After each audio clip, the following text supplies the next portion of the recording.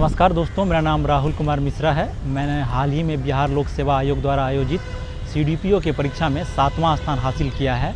मैं आप लोगों को DKD के माध्यम से ये बताना चाहूँगा कि BPSC PT और मेंस की तैयारी किस प्रकार की जाती है, इसकी स्ट्रेटजी क्या है, किस प्रकार से BPSC की PT में हाई स्कोर किया जा सकता है और मेंस में किस प्रकार से हाई स्कोर किया जा सकता है। BPSC के PT एग्ज़ाम को अगर देखा जाए तो ये मुख्य रूप से क्वालिफाइंग नेचर होता है। 150 नंबर के क्वेश्चंस होते हैं। आपको 150 नंबर के क्वेश्चंस में सारे क्वेश्चंस को अटेम्प्ट करना रहता है, नेगेटिव मार्किंग उसमें नहीं रहता है। 150 क्वेश्चंस में मुख्य रूप से अगर उसके विश्लेषण किया जाए, उसके सारे फॉर्मेट में किस टॉपिक से कितना क्वेश्चन आता है, तो उस आधार पे करंट का ज़्यादा महत्व है, उसके बाद हिस्ट्री का ज़्यादा महत्व है, पॉलिटी का ज़्यादा महत्व है, उसके बाद ज्योग्राफी का है, उसके बाद इकोनॉमिक्स का है, उसके बाद साइंस है।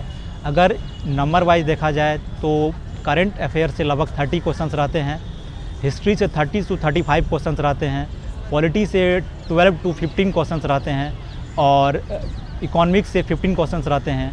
इकोनॉमिक्स और उसके बाद आपको साइंस से 20 क्वेश्चंस रहते हैं। ये टोटल मिला करके 100 के आसपास क्वेश्चंस होते हैं और 20 क्वेश्चंस बिहार से रिलेटेड होते हैं, जो कि बिहार के करंट, बिहार के इकोनॉमिक्स, बिहार के ज्योग्राफी, इससे संबंधित क्वेश्चन होते हैं। तो ये 150 प्रश्नों का एक टोटल नंबर 150 क्वेश्चंस होते हैं और इस 150 प्रश्नों को हल करने के बाद आप उस आधार पे एक मेरिट लिस्ट तैयार होता है और उसके बाद आपका चयन होता है मुख्य परीक्षा के लिए। मुख्य परीक्षा में भी जो है सो वो टोटल 900 मार्क्स का होता है। मुख्य रूप से इसमें 4 पेपर होते हैं। एक हिंदी पेपर होता है जो कि क्वालिफाइंग इन नेचर होता है, 100 मार्क्स का होता है, उसमें बस आपको क्वालिफाई करना है। उसके बाद GS1, GS2 और GS3 ऑप्शनल होता है, GS3 नहीं होता, ऑप्शनल होता है।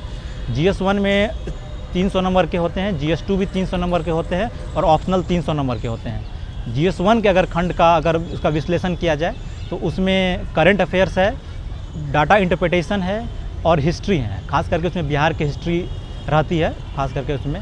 उसके बाद GS2 को अगर देखा जाए तो उसमें पॉलिटी का सेक्शन है, इकोनॉमिक्स का सेक्शन है और साइंस एंड टेक्नोलॉजी का सेक्शन है। उसके बाद आपका ऑप्शनल है, जो टोटल जितने number of optional 30 to 35 optionals होते हैं, उस ऑप्शनल में किसी एक ऑप्शनल का आपको चयन करना है और उसके आधार पे जो है सो वो 300 नंबर का वो पेपर्स होता है और उस पेपर पे के आधार पे ये टोटल 300 नंबर के पेपर होते हैं। आप हिंदी को छांट दीजिए, क्योंकि हिंदी को अलग कर दीजिए, वो क्वालिफाइंग इन नेचर होता है, 100 नंबर का ही होता है। तो GS1 300 का, GS2 300 का और ऑप्शनल 300 का होता है। ये टोटल 900 के मार्क्स के मेंस होते हैं।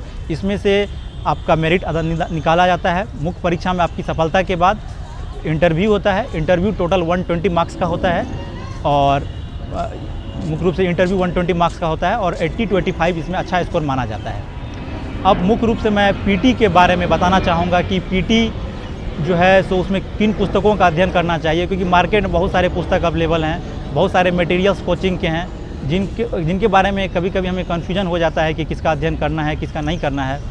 तो मैं अगर टॉपिक वाइज बताऊं तो करंट अफेयर्स में आप जो है सो घटना चक्र देख सकते हैं और विजन IAS का जो प्रत्येक मंथ का मॉड्यूल आता है वो आप देख सकते हैं। उसके बाद हिस्ट्री में आप बिहार का जो BPSC का एग्ज़ाम है उसमें हिस्ट्री का जो क्वेश्चन होता है वो बिहार से रिलेटेड रहता है, तो आप इम्तियाज़ अहमद का बुक आता है बिहार हिस्ट्री में, वो आप पढ़ सकते हैं। और आधुनिक भारत के लिए आप स्पेक्ट्रम का बुक पढ़ सकते हैं, राजीव अहीर जी का। और प्राचीन भारत के लिए आप रामचरण शर्मा का जो बुक आता है क्लास 11th में NCERT है, उसको आप पढ़ सकते हैं। उस करंट हिस्ट्री के बाद आप जब पॉलिटी देखते हैं तो पॉलिटी में एक ही बुक है जो कि सबसे अच्छी मानी जाती है, वो है लक्ष्मीकांत की बुक। लक्ष्मीकांत के बुक को आप पढ़ सकते हैं, उससे पॉलिटी में आपके अच्छे स्कोर हो सकते हैं। ज्योग्राफी को अगर देखा जाए तो आप माजिद हुसैन पढ़ सकते हैं और बिहार की से ज्योग्राफी से एक मॉड्यूल आता है मार्केट में घटना चक्र का ही, उसको भी आप देख सकते हैं। उसके बाद अगर इकोनॉमिक्स को देखा जाए तो इकोनॉमिक्स में आप रमेश सिंह का बुक पढ़ सकते हैं और रमेश सिंह के बाद अगर आपको थोड़ा सा अगर समय है आपके पास पर्याप्त मात्रा में, तो आप मुरनाल का वीडियो देख सकते हैं, काफ़ी महत्व है, आपको वो मुख्य परीक्षा में भी काम आएगा। साइंस में आप लुसेंट का बुक है जो बहुत महत्वपूर्ण माना जाता है BPSC में। लुसेंट में आपको साइंस का जो टॉपिक है, जो टोटल 20 क्वेश्चन आते हैं प्रीलिम्स में, उसमें से साइंस में आपको लुसेंट का जो बुक है वो काफ़ी आपको फ़ायदेमंद होगा, उससे अच्छे आपके स्कोर उससे बढ़ सकते हैं। उसके बाद अगर आप मिसलेनियस में देखिएगा तो उसमें बिहार से रिलेटेड क्वेश्चंस रहते हैं। तो बिहार से रिलेटेड जो क्वेश्चंस रहते हैं वो मैक्सिमम करंट अफेयर से रहते हैं। तो बिहार की जो बिहार के जो पेपर है दैनिक जागरण पटना की संस्करण है, उसका आप अध्ययन कर सकते हैं। तो उससे बिहार के जो क्वेश्चंस हैं वो सॉल्व हो जाएंगे, खास करके करंट अफेयर्स के। उसके बाद अगर आप मुख्य परीक्षा के तरफ जाइएगा, मुख्य परीक्षा के बारे में अगर देखिएगा तो GS1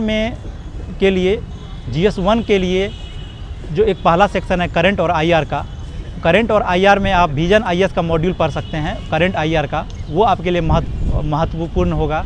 उसके बाद हिस्ट्री के लिए आप इम्तियाज़ अहमद का बुक रेफ़र कर सकते हैं, जो कि अच्छा है हिस्ट्री के लिए, BPSC की मुख्य परीक्षा में आपको काम आएगा।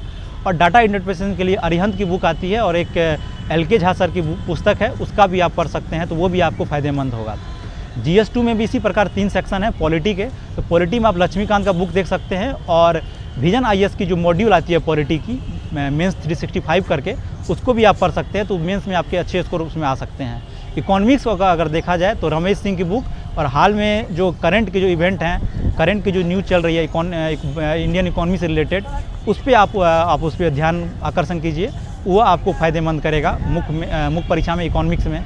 साइंस एंड टेक्नोलॉजी में देखा जाए तो साइंस एंड टेक्नोलॉजी में विजन IS की ही मॉड्यूल आती है, साइंस एंड टेक 365 करके, तो वो आप पढ़ सकते हैं। तो उससे आपको साइंस एंड टेक में जो क्वेश्चंस हैं मुख्य परीक्षा के, वो सॉल्व हो सकते हैं। उसके बाद ऑप्शनल, जैसे कि मेरा ऑप्शनल LSW था CDPO में, तो उसके लिए पारसनाथ सर की पुस्तक आती है, वो पढ़ सकते हैं। और भी बहुत सारे मटेरियल्स हैं मार्केट में, वो आप पढ़ सकते हैं। तो ये आप टोटल रूप से ये है। और अब मैं आप इंटरव्यू के बारे में आप लोगों को बताना चाहूँगा। इंटरव्यू में टोटल 120 मार्क्स की इंटरव्यू होती है, पहले 150 मार्क्स की होती थी, 120 मार्क्स की अब होती है। मुझे CDPO के इंटरव्यू में 102 मार्क्स था, जो कि अच्छा मार्क्स माना जाता है। इसके लिए आपको इंटरव्यू के लिए कुछ विशेष प्रिपरेशन की ज़रूरत नहीं है, क्योंकि आप ऑलरेडी मुख्य परीक्षा जब पास करके BPSC के इंटरव्यू में पहुंचते हैं तो आप में योग्यता होती है।